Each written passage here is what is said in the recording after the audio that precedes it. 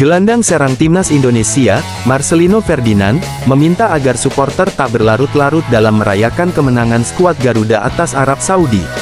Timnas Indonesia meraih kemenangan 2-0 dalam laga ke-6 Grup C putaran ketiga kualifikasi Piala Dunia 2026 Zona Asia di Stadion Utama Gelora Bung Karno SUGBK Senayan, Jakarta, Selasa, tanggal 19 November tahun 2024.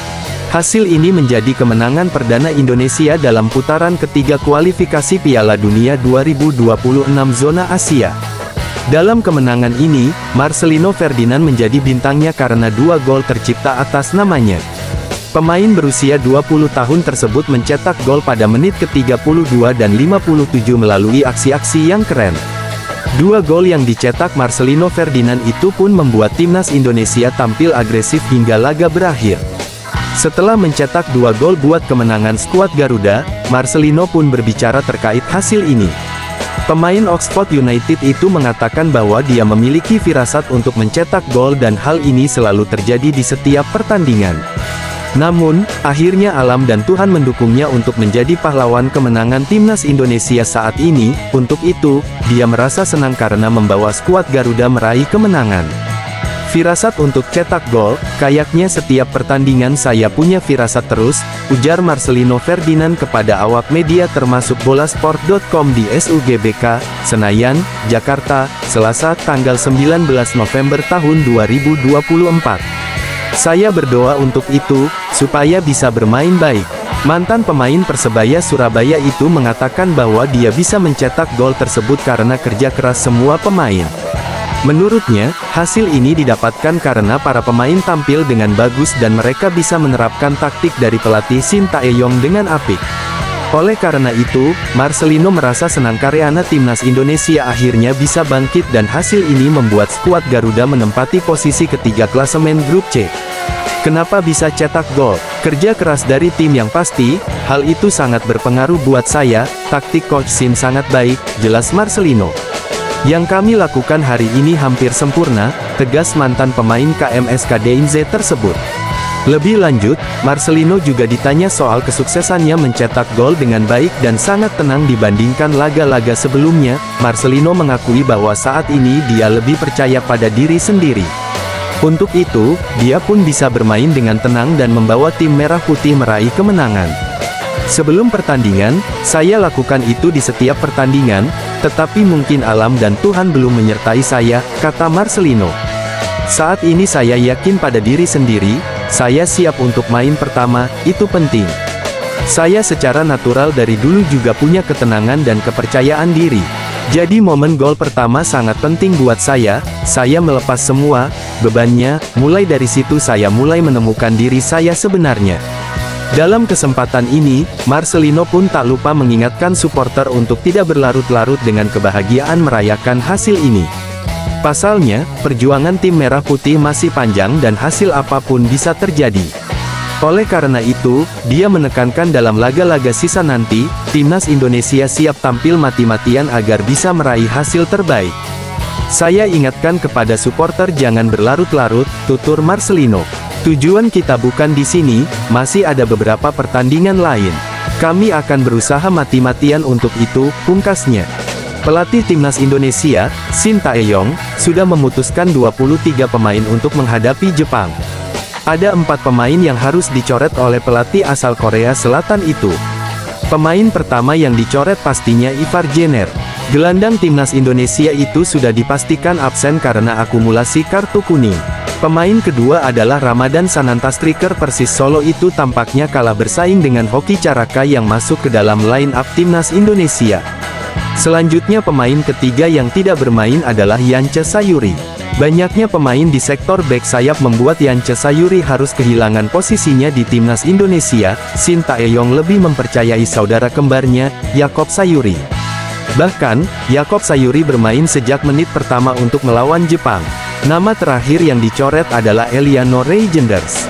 Tidak diketahui apa alasan Shin Tae-yong tak memasukkan namanya ke dalam laga lawan Jepang. Ini sudah 2 kalinya Eliano Reijenders tidak masuk ke dalam line up. Sebelumnya, pemain keturunan Belanda itu juga dicoret saat timnas Indonesia kalah 0-2 dari China, tanggal 15 Oktober tahun 2024. Adapun timnas Indonesia akan melawan Jepang pada laga kelima grup C putaran ketiga kualifikasi Piala Dunia 2026 zona Asia. Laga tersebut digelar di Stadion Utama Gelora Bung Karno SUGBK Senayan, Jakarta Pusat, Jumat tanggal 15 November tahun 2024. Pertandingan ini digelar pukul 19 waktu Indonesia Barat. Supporter timnas Indonesia dan Jepang sudah memadati SUGBK karena sebentar lagi kick-off akan dimulai. Berikut starting line-up timnas Indonesia vs Jepang. Kiper, Maarten Paes. Bek, Rizky Ridho, Jay Izes, Justin Buckner. Gelandang, Kevin Dix, Nathan Chuaon, Tom Haye, Kelvin Verdong. Depan, Yakob Sayuri, Rafael Struijk, Ragnar Oratmangun. PSSI akhirnya menerapkan secara perdana sistem face recognition alias identifikasi wajah saat laga timnas Indonesia vs Jepang di Stadion Utama Gelora Bung Karno SUGBK Senayan, Jakarta, Jumat tanggal 15 November tahun 2024. Timnas Indonesia menjamu Jepang dalam laga kelima grup C kualifikasi Piala Dunia 2026 zona Asia di SUGBK, Jumat tanggal 15 November tahun 2024 pukul 19 waktu Indonesia Barat. Pada laga antara timnas Indonesia vs Jepang ini, PSSI memang sebelumnya telah memperkenalkan mekanisme baru bertajuk Garuda ID. Garuda ID ini digunakan untuk semua supporter, tamu VIP, hingga awak media pun diwajibkan memiliki ini.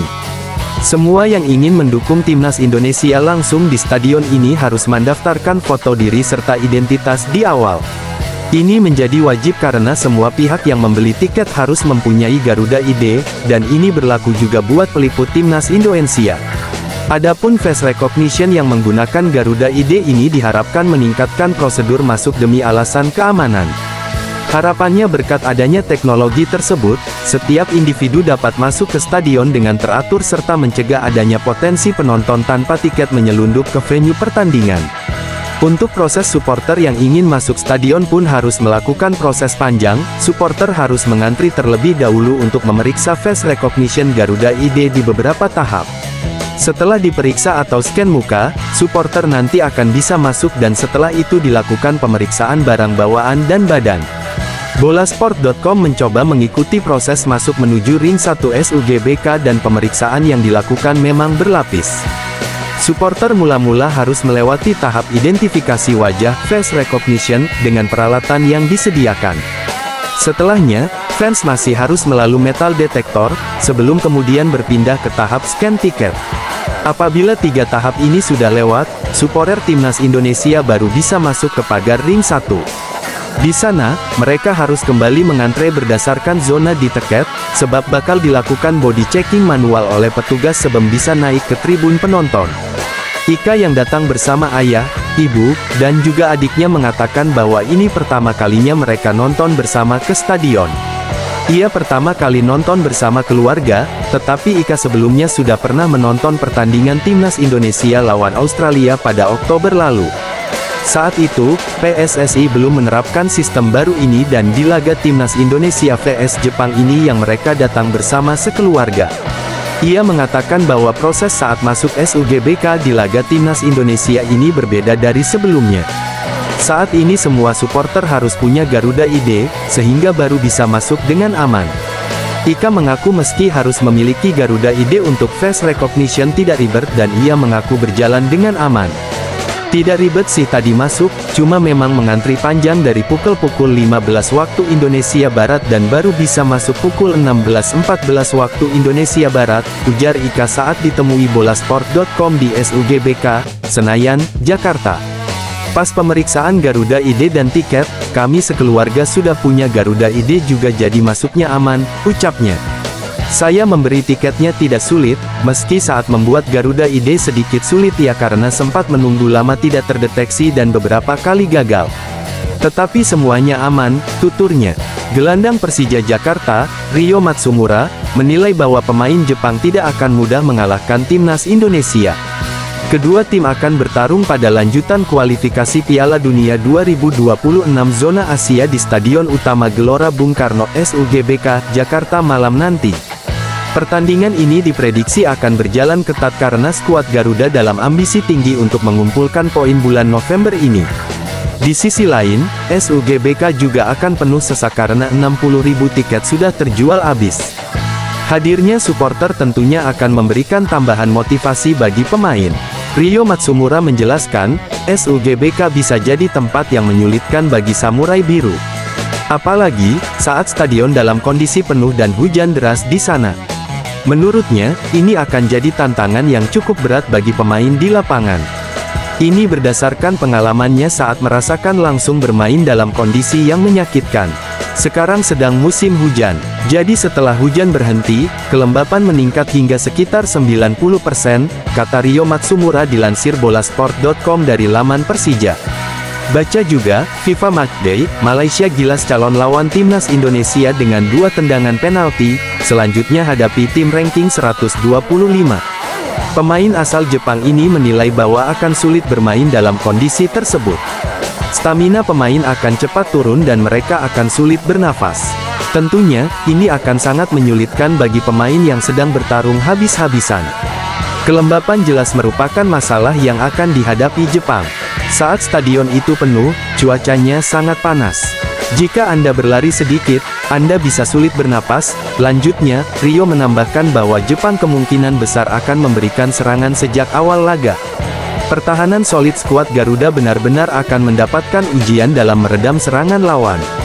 Tentunya, Samurai Biru harus mewaspadai serangan balik Indonesia yang bisa saja sangat menentukan hasil akhir pertandingan. Saya rasa pertahanan solid Jepang dari sisi depan akan berhasil melawan Indonesia. Untuk mengerahkan kekuatan dalam menyerang, Jepang perlu bertahan secara efisien di stadion itu, tutupnya.